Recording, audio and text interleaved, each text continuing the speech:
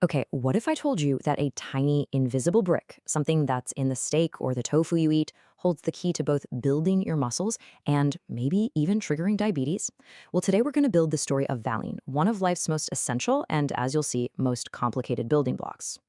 To really get a handle on one little piece, we've got to look at the whole puzzle first. So, let's start with a really big question. And I mean, let's forget skin and bones for a second. If we could zoom way in, past your cells, down to the molecular level, you'd find you're basically built from countless tiny little bricks. Now, these bricks have a name. They're called amino acids. And just like Legos, they click together in these long chains to build proteins. And proteins? They're the machinery and the structure that make up pretty much everything. Your muscles, your organs, your hair, basically all of you. So if your body is this giant Lego castle, you gotta know that not all the bricks are the same.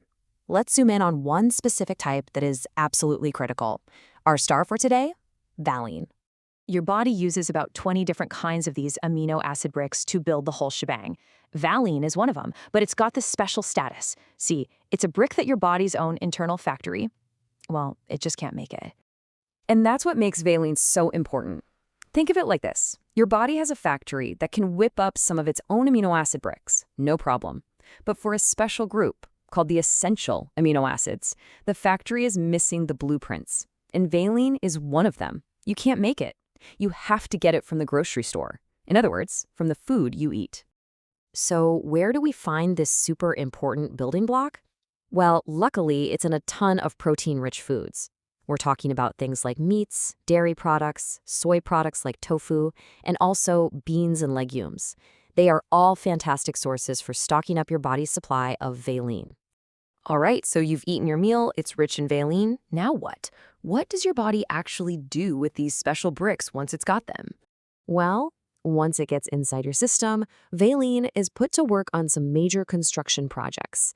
It really has two main jobs and a pretty clever backup plan for any leftovers.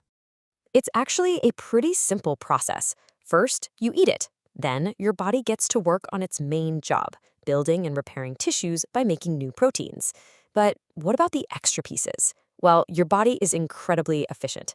Any extra valine gets broken down and sent into something called the citric acid cycle, which is basically your body's central power plant, and it gets converted directly into energy. Pretty smart, right?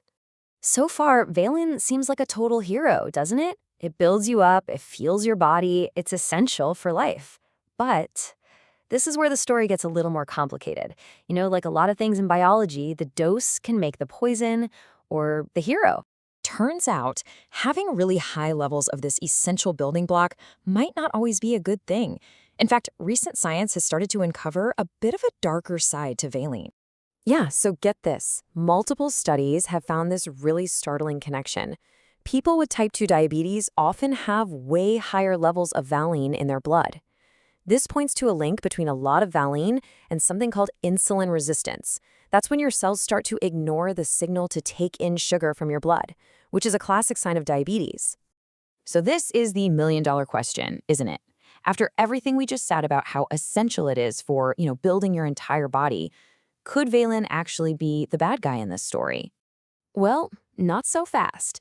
In a pretty stunning twist, scientists who were exploring this dark side of valine, they stumbled onto something absolutely incredible, a kind of hidden superpower that could literally change modern medicine.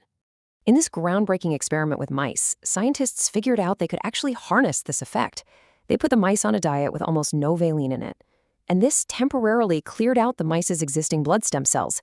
This made it possible to transplant new, healthy stem cells without using the harsh radiation and chemotherapy that is the standard practice right now. Then, after the transplant, they slowly reintroduced valine to the diet, which allowed the new, healthy cells to grow and thrive. I mean, this could be a total game changer. So, what's the big takeaway from the complicated story of this tiny little brick? It's really that valine is both a builder and a potential troublemaker. It's a key that can unlock both disease and, maybe, revolutionary new treatments. This tiny molecule is a perfect reminder that in biology, balance is everything, and there is still so much we have to learn about the little bits and pieces that make up our own bodies. And just in practical terms, what's the right balance for you?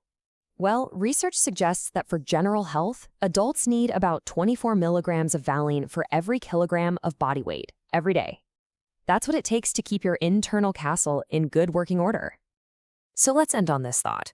We've just seen how one single amino acid can tell a story of complexity, of risk, and of incredible promise. It really makes you wonder, what other amazing secrets are hiding in the food we eat every single day?